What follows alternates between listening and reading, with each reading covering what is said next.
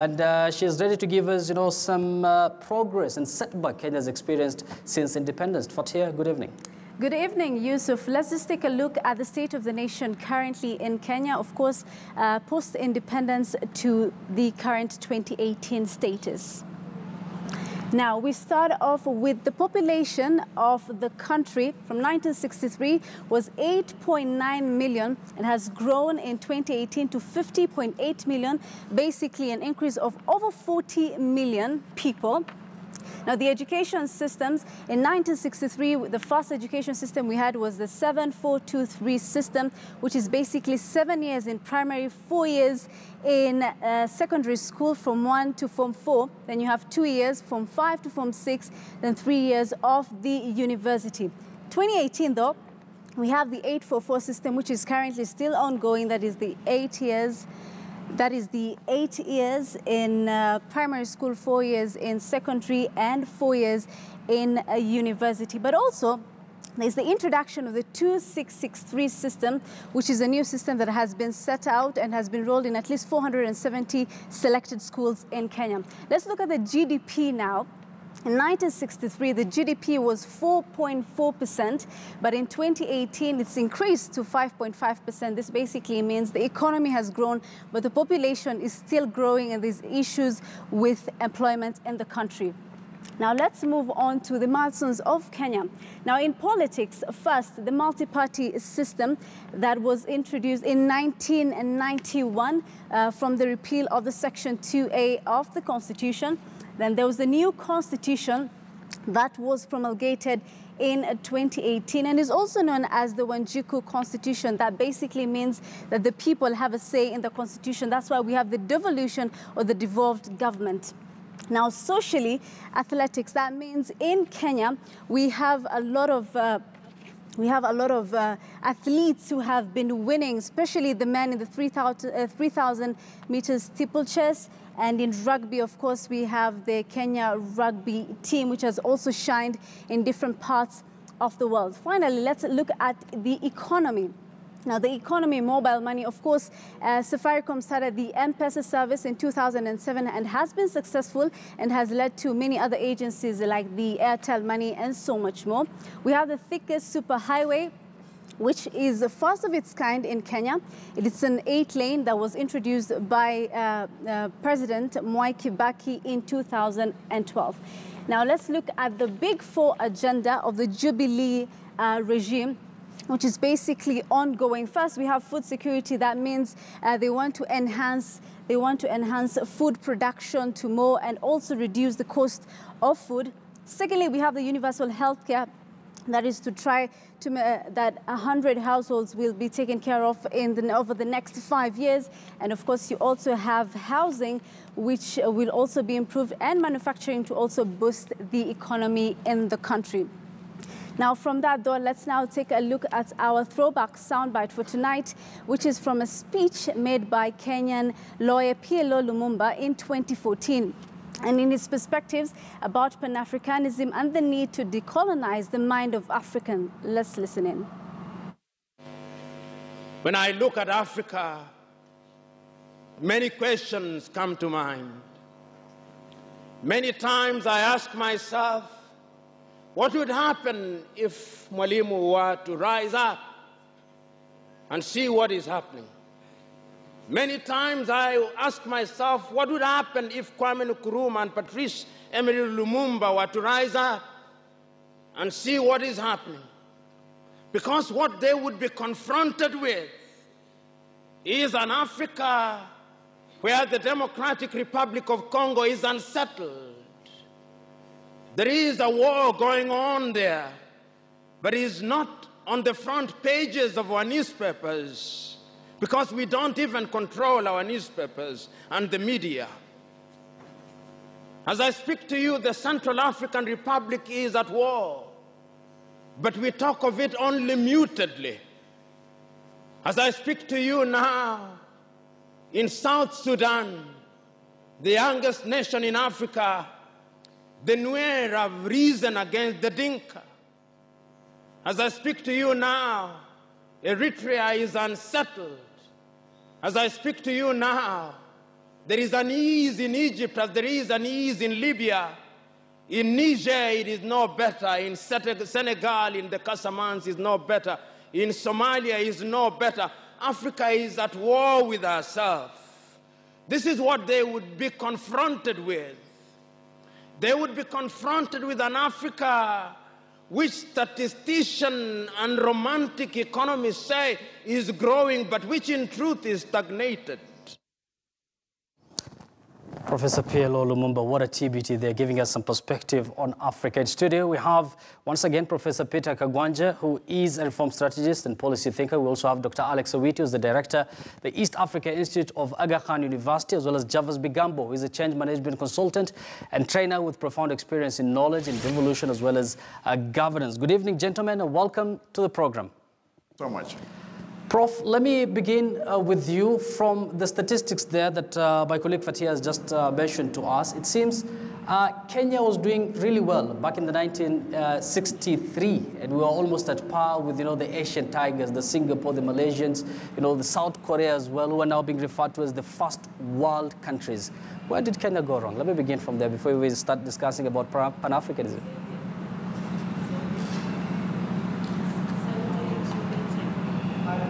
It is important to underscore that the years of the 1960s were themselves years that are defined as the era of the beautiful bride, because we had a lot of expectations, a lot of hard work, clarity of thought, and therefore we had the boom that was going on at that time. The economy was growing at a very high level. The population was small, of course, and therefore the 1960s was really the golden period. That golden era went up 1973, but the decline was not largely because of bad performance internally, but because of the change in global economic order, where the oil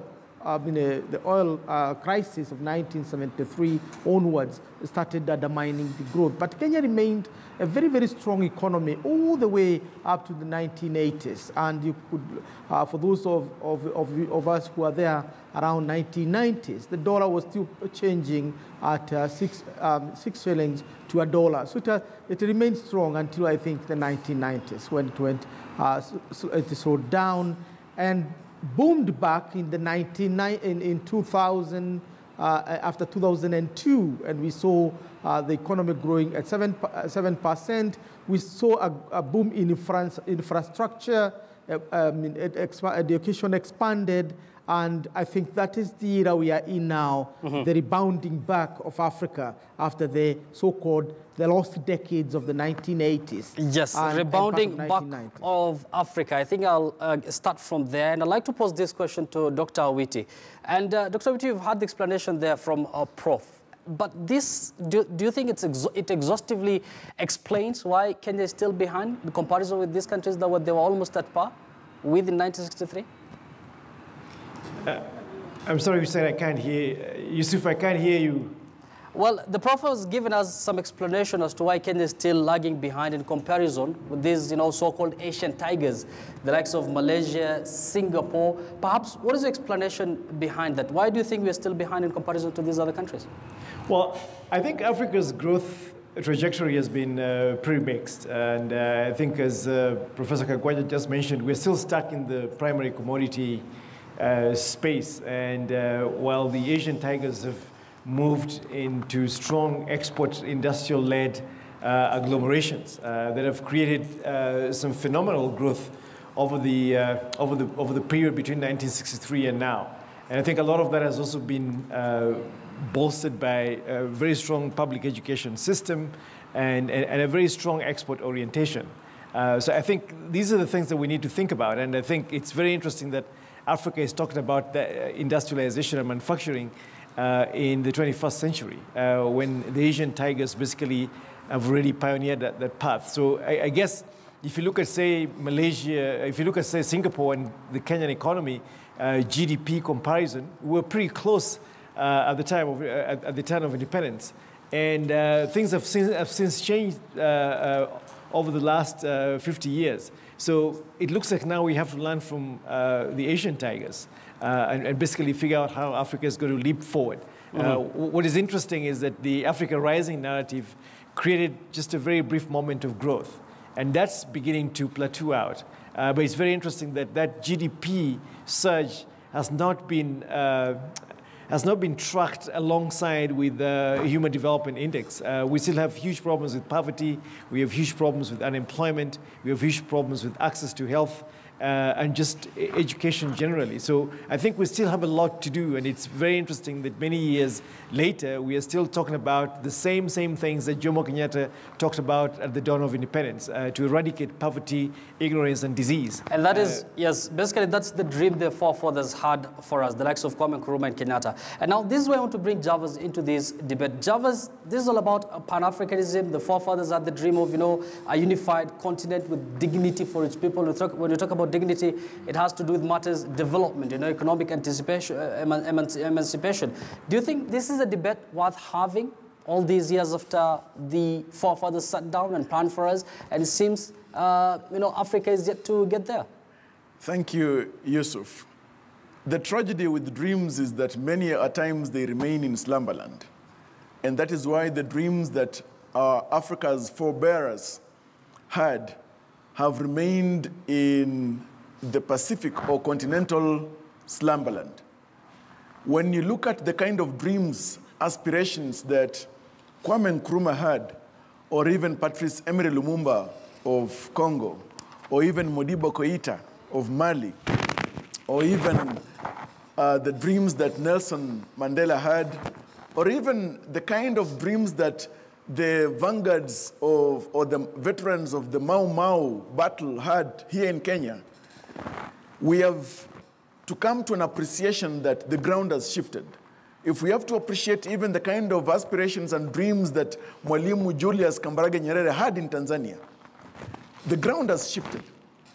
And you realize that there was the valuing of Pan-Africanism, the spirit of it, the valuing of institutions and structures, and the general desire for the collective to move forward. Today, with the issue of dialectic materialism or capitalism that seems to be deeply entrenched, the selfishness, the quest for self-preservation of the latter-day politicians, and giving even a perfect example of how governance structures are managed or stage managed here in Kenya or in Uganda or even in Tanzania or in Nigeria or even in Ghana or even in Sierra Leone, etc., you realize that we are missing the boat, the river by the boat, because our leadership seems to be a bit feeble. A question arises. When Africa's forebearers, those leaders who are the forefront for the struggle for independence of African states and nations, when they were handing over the baton, to whom did they hand? And were those hands strong enough to grab the baton and to keep up with the spirit and the aspirations of Pan-Africanism? Today, for example, in 2013, when President Kenyatta took over office as President of the Republic of Kenya, he brought alive the spirit of Pan-Africanism. He visited country after country, spoke about the value, the need, the essence of Pan-Africanism. But after the collapse of the ICC cases, his determination to pursue Pan-Africanism has gone down. So one wonders, or question arises, is Pan-Africanism pursued for certain specific or personal interests, or should they be for continental value and interest, etc.? Yeah. When Muammar bin Gaddafi went down in Libya, who was actually championing or standing up for the spirit of Pan-Africanism in the 21st century, upon the death of Muammar Gaddafi, Pan-African spirit collapsed. Today, even the African Union is not rising up to champion and push forward or to sustain the resilience of Pan-Africanism as it was initiated by Africa's forebearers. Look at even the spirit of Thomas Sankara and what he stood for. and what he believed in, or whether you want to look at the spirit and the object of the values and aspirations of Patrice Emery Lumumba of Congo. Today, our leaders have lost it. In fact, we must come to an appreciation that Pan-Africanism remains a perfect theory in Africa, as opposed to something that can be valued, cherished, and sustained by whole continents, by whole countries in the entire continent. Yes, Javas, let me get Prof's insight into this. Prof, do you agree with Javas that, you know, the so-called Pan-African leaders, perhaps, let me get this from you. What do you think is in their mind, perhaps, if they get to see the current crop of leadership in this continent at the moment?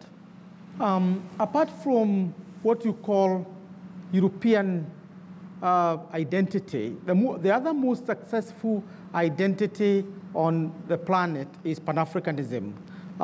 Like all ideologies of its kind, it is usually utopian, and therefore you cannot expect it to be realized because it's not a project, it's not a plan, it's a vision. And therefore, it is important to see how Pan-Africanism has set its goals, whether it has achieved them. In 1945, Jomo Kenyatta, Kwame Nkrumah, George Padmore, W. Du Bois sat at Manchester and set for themselves one single goal, liberating the continent. And that goal was achieved in 1994. Then they set again at Lomé in Togo, and agreed that in the next century, we need to change focus. That is where Mandela, Thabo Mbeki, and others came up with the idea of African Renaissance. And our generation, Uhuru Kenyatta's generation, are charged with bringing new thinking into this African Renaissance. What Kenya has interpreted African Renaissance to be is to transform Africa into the new market. We are looking at a continent that will be the most populous in the world in maybe the next 25 years. Already, Africa has hit the bottom, the 1 billion population. What a market do we have? And therefore, Pan-Africanism is shifting from the politics of the 1960s, 50s, 60s, and 70s to economic Pan-Africanism. And that's why in Rwanda this year, the Africans signed the common market. And therefore, we are looking to Nigeria's 180 million people, to Ethiopia's 100 million people, to Egypt 100 million people. These are Africa's new market. At the same time, Pan-Africanism is still going on in the old dialogue with Asiatic ideology. So we are now moving to China, we're moving to Japan, and forging new relationship. Pan-Africanism is a dynamic force. Yes. It has its fall, yes, Prof. But it's galvanizing the continent to move on. Well said, Prof. And Dr. Witi, Prof has already mentioned that Africa is a continent that has 1 billion+ people, and you'll agree with me that a huge chunk of this population is composed of the youth. And from your own perspective, do you think the youth even know what Pan-Africanism is all about? And do you think it's a debate that is worth taking care of now? Well, I think this just the whole notion and conception of Pan-Africanism, even from the days of the Kwame Nkrumahs, Julius Nyerere, and Haile Selassie, I think it's a pretty problematic concept. And I think at that time, and of course, as Prof says, it's an evolving process. And in those days, it was about the African dignity. It was about decolonization. And now we're seeing a huge shift. And of course, the last bastion of colonial power was in Southern Africa with the freedom that came to South Africa and to Zimbabwe, for instance. So I think for the younger generation, it's become something that kind of revolves around this dual kind of interpretation. Is it about the dignity of the African person, or is it the quest for globalization and to play in the marketplace? As Prof has indicated, now we're moving more towards the trade and neoliberal economics as some of the basis for defining the new African identity. And I think that's pretty problematic, because this neoliberal conversation is what has created this huge chasm that we now see on the continent. Is Africa rising? Is not that tidal wave is not lifting all the boats. We have seen the most rapid rise in inequality of all time on this continent. Africa is one of the most unequal continents on the planet today. And I think we need to start thinking about how do you then balance the dignity side of things, the liberty, the justice, the prosperity, and all these other questions around the African person. So it has to be around shared prosperity. The youth today, I don't think they share this dream of Pan-Africanism when we have the highest numbers of unemployment on the continent. And this is going to be something that is going to haunt us for a very long time.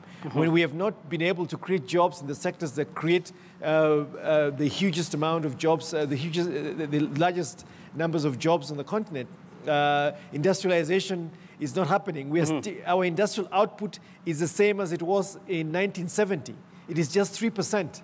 Now, I think that's a huge indictment on the political leadership on the continent over the last so many years. Yes. Agriculture is almost comatose, and yet we have per capita the largest number of, the highest number of the largest proportion of arable land anywhere on the planet, and yet we are hungry. We spend over 50 billion importing food onto the continent. So I think these are some of the most fundamental problems. And with those kinds of problems, I think the illusion, the mirage of Pan-Africanism will just be that in the minds of young people. They will not embrace that because they don't see the tangible goods. They don't feel, see, touch Pan-Africanism. It has to be something that they can touch, feel, and see. Clearly, we have a lot of problems there, but we're going to go to the solution shortly. But let me bring Javas into this conversation once again. Javas, I'm sure you've heard what Dr. Witt has been talking about. I'm sure you're going to react to that. But at the same time, he's talking about having an ideology is one thing, but this ideology, if it's not accompanied by solutions, employment, for example, for the youth, then it's not something that is worth any conversation about. As a matter of fact, and appreciating, of course, some aspects that a professor has spoken about, and even my good friend, Dr. Witty, I have brought myself to a critical appreciation that the idealism of Pan-Africanism must find new vanguards, new imagination, new concepts, and new frontiers. You see, we need to have a Pan-Africanism that embraces what Paul Kagame believes in, that women can be brought to the center of leadership and governance. It is the same kind of idealism that even drove Thomas Sankara to believe that Africa and continents around the world, and especially African countries, can rise when women are at the center stage of participation in development and governance. We need to believe, as Ngugi wa Thiong'o put it in one of his texts or his books titled Remembering Africa, because if we have to agree with Ngugi wa Thiong'o, we have to come to an urgent appreciation that it is the bad governance, the bad tenets of governance, a lack of appreciation of accountability and morality and the rule of law that has led to the dismemberment of Africa as states and even as nations. And that is why today, it is difficult to reconcile a whole nation on matters of governance because the aspirations of women are very different to those of youth, to those of octogenarians who have retained their interests in political power, etc. Time has come where today, for example, looking at what is happening even in Kenya today, that we need to be very bold, very open, and very sincere with one another. That we cannot move forward, for example, as a country, Kenya, to achieve Vision 2030 when we are very mild of how to handle matters corruption. If at all we are very meek, we are very mild on issues accountability, etc. When we are feeble in sustaining or creating strong institutions. If at all we have a constitution that creates institutions, but we are not bold enough to believe in those institutions to do their work. And then we as a country want to imagine, to humor ourselves with an imagination that Vision 2030 is possible, or that we can even achieve even 50% of the Sustainable Development Goals. I mean, we are not real to ourselves. Today in this country, even from the time that the former President Kibaki was in office, with a good initiative that was Kazi kwa Vijana, today with even Youth Enterprise Development Fund, etc., and even having women representatives as entrenched in the Constitution of Kenya 2010. Kenya, being a model country on the African continent, is still not yet even on the 45% mark of impressively being on the forefront of being an egalitarian society. So Pan-Africanism will be achieved someday in the distant future if at all we can push forward, all of us, men, women, the youngsters, men and women, for an egalitarian society that also believes in the rule of law and the propagation of institutions that can protect the rule of law itself. Exactly, Jarvis. We're all looking forward to that perfect situation in Africa. But let me cross over to Prof now. We're almost out of time. Prof, if you look at the statistics, they're almost, it's almost supporting the assertions that are made by Jarvis. If you look at the most poor people, the extreme poor people in the world, half of them come from Africa. I'm sure this is something that the Pan-Africans, if they look at, they will not be happy about. So do you think should be the solution here? I think we need to look at it more historically, because Africa is the only country that suffered the hemorrhaging of slavery and slave trade for 500 years. Africa is the only continent that was colonized and the last to emerge from colonialism. And the oldest African born free is not more than 60 years. If you look at the age that Ghana became independent. Therefore, let's put things in perspective when we begin to talk about poverty and related matters. But at the same time, let's do appreciate that in the last 60 years that Africa has been free, a lot of achievements have been made, but more can still be done. For example, the transformation of the African Union into, the Organization of African Unity into an African Union, and the crystallizing of that body into a set of laws and norms and ethics to govern what is right and wrong for Africa. For example, in Africa, you cannot take government by force. You'll be ostracized. In Africa, we have now passed a situation where Africa is aspiring to fund its own initiatives. But I think what we need to do is Africa need to cultivate its own independence. We need to deepen integration in terms of our markets. We need to begin tapping into our own energy. We need to harness the youth because it's the future. And if we don't deal with the youth bulge, the growing population of the youth, then what is supposed to be our asset might become our doom. Sure. And therefore, I think the greatest investment Africa can make is to its youth. And the future, if you ask me, is very, very bright. Why? Because the world itself is changing. We are no longer West-centric. The leader of globalization now is not the West. If you listen to Donald Trump and his America first, the leader of globalization is China. And therefore, Africa is deepening its relationship with the southern nations, Brazil, India. So there's still hope. Yes, there's still hope for Africa. Well said, Prof. Let me give Dr. Witi the last word here. Prof talked about slavery, colonialism. You said that these are things that has, put Africa where it is now. Do you think Africa should continue blaming these historical injustices, perhaps, for their current situation? I think, so there's two things. The days of slavery are long gone. The colonies left many years ago. And I think a lot of our problems are really contemporary. They are in the moment of most of our lifetime, and they've been made by the leaders presently alive, and some who just recently died. So our problems are really our own undoing. But as Prof has said, I think Africa is perhaps the best hope for humankind in many ways. We have the youngest population. I think going forward, we'll have the largest workforce on the planet. And I think that, and also just the vast amounts of unexploited resources. So we're really the future. Our biggest problem is governance and governance capability. I think these are the things that we have to fix. Otherwise, this continent is ready for takeoff. And across the continent, from Algeria to South Africa, we need to stitch this continent together into one whole economic zone. I'm really appreciative of the Continental Free Trade Area Act and agreement. And these are some of the things that we have to push. I think the strengthening of the AU Commission under the chairmanship of Paul Kagame, I think there's this great hope moving forward, Agenda 2063. Yes. These are critical milestones and steps to lead us forward. Yes, Dr. Witi, unfortunately, we're out of time. I can see Javas there smiling. I'm sure he wanted to react to what you've